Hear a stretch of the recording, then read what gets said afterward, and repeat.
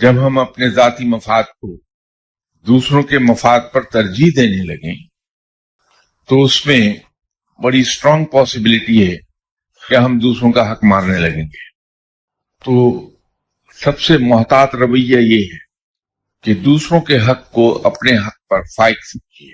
اگر میں آپ کے حق کو اپنے حق پر ترجیح دینے لگوں تو وہ جو ایک احتمال موجود ہے کہ میں بحیثیت انسان کی یہ میری ٹینڈنسی ہوگی کہ میں دوسروں کے حق کو مار لوں اور اپنا کام چلا لوں، وہ پاسبلٹی ختم ہو جاتی. اگر میں قطار میں کھڑا ہوں، میرا نمبر آ رہا ہے، وہ میرا حق ہے کہ میں اپنے نمبر پر اپنا کام کرا لوں. لیکن اگر میں دیکھتا ہوں کہ ایک صاحب بہت بے چین ہیں اور میرا اندازہ یہ ہے کہ ان کو جلدی ہے، تو میں ان کو جا کے کہوں کہ صاحب میرا خیال ہے شاید آپ جلدی میں ہیں، میرا نمبر بس آیا ہی چاہتا ہے، آپ یہاں میرے نمبر پہ کھڑے ہو جائیے، آپ کے نمبر پہ میں کھڑا ہو جاتا ہوں. تو میں بچ گیا کسی کا حق مارنے سے.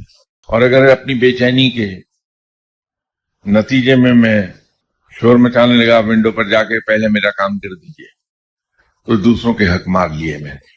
تو بہتر یہ ہے کہ اس احتمال کو ختم کرتے ہیں کہ کہیں کسی کی حق تلفی نہ ہو رہی ہو ہمارے حق سے. دوسروں کے مفاد کو، دوسروں کے حق، اپنے مفاد اور اپنے حق پر ترجیح دے دیجیے. دوسروں کے آرام کو اپنے آرام پہ ترجیح دے دیجیے. حق تلفی سے ہم بچ جائیں گے.